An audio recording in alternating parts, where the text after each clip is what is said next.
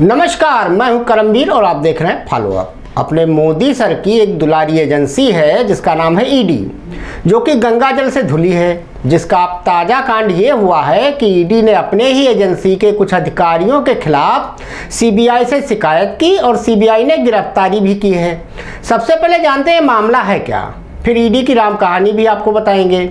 जिस ईडी की स्थापना मनी लॉन्ड्रिंग संबंधी मामलों के जांच के लिए कांग्रेस सरकार में की गई थी, उसने पिछले कुछ सालों में कई नेताओं, बिजनेसमैनों और अफसरों के पसीने छुड़ा दिए हैं। अब ताज़ा मामले में दिल्ली शराब घोटाले में चल रही जांच के सिलसिले में सीबीआई ने ईडी के ही एक वरिष्ठ अधिकारी सहित कई लोगों के खिलाफ केस दर्ज कर लिया है। दरअसल बीते सोमवार यानी कि कल 28 अगस्त को सीबीआई ने दिल्ली शराब घोटाले में चल रही जांच के सिलसिले में प्रवर्तन निदेशालय के एक वरिष्ठ अधिकारी को गिरफ्तार किया।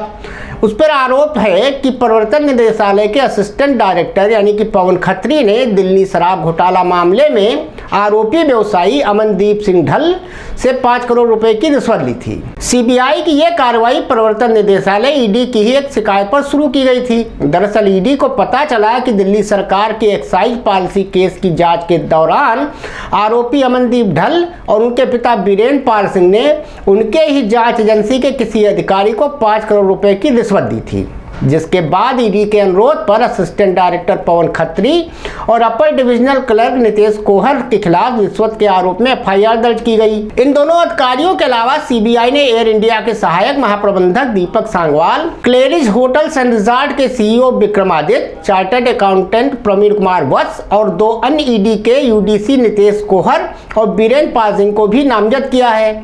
आइए अब आपको समझाते हैं कि आखिर पूरा मामला है क्या।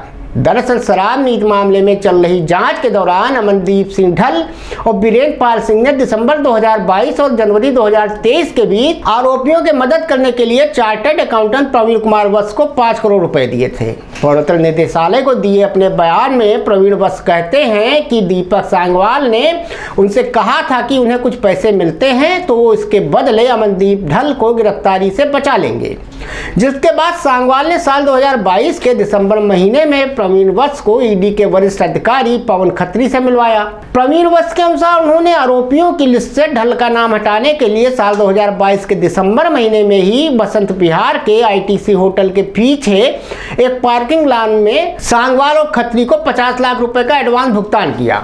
गिरफ्तारी से बचने के लिए प्रवीण वत्स ने साल 2022 के दिसंबर महीने से लेकर साल 2023 के जनवरी महीने तक अमनदीप ढल से 50-50 लाख रुपए की 6 किस्तों में 3 करोड़ रुपए लिए। दीपक सांगवाल ने 3 करोड़ लेने के बाद वत्स को बताया कि अगर अमनदीप सिंह ढल 2 करोड़ और देते हैं तो उनका नाम आरोपी की सूची से बाहर कर दिया जाएगा। कि 4 किस्तों में 2 करोड़ रुपए और ले लिए। हालांकि सांगवाल के आश्वासन दिलाए जाने के बाद भी 1 मार्च 2023 को जब अमनदीप ढल को ईडी ने गिरफ्तार कर लिया तो अमनदीप की गिरफ्तारी हो जाने के बाद प्रवीण वत्स ने एक बार फिर दीपक सांगवाल से मुलाकात की। इस बार सांगवाल ने कहा कि अमनदीप को गिरफ्तार करने के निर्देश उन्हें उच्च अधिकारियों से आए थे, जिस पर वो कुछ भी नहीं कर सकते। दीपक सांगवाल ने अपने बयान में बताया कि अमनदीप की गिरफ्तारी के बाद ढल के परिवार से लिए गए पैसे को लौटाने को लेकर जून में प्रवीण से उनकी मुलाकात फिर हुई।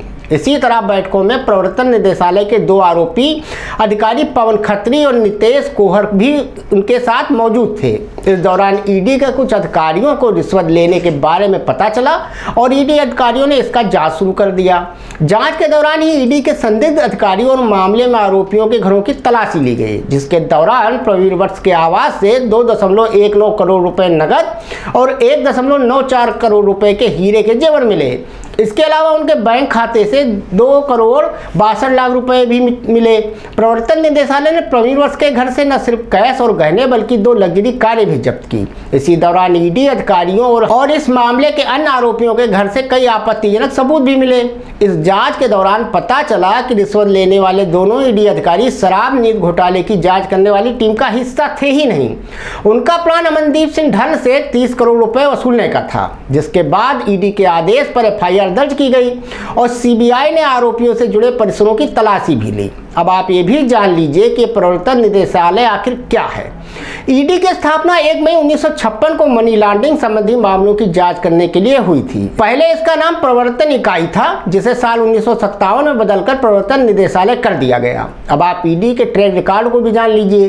1 जुलाई 2005 से 31 मार्च 2022 तक पीएमएलए के तहत ईडी ने 5422 मामले दर्ज किए। इनमें से सिर्फ 25 लोगों को दोषी ठहराया गया, यानी कुल दर्ज मुकदमों के मुकाबले दोषी ठहराए जाने वाले लोगों की संख्या महज 0.46% है। ईडी की वेबसाइट के मुताबिक उसकी वांटेड लिस्ट में कुल 19 नाम हैं। इन सभी के खिलाफ रेड कॉर्नर नोटिस जारी है।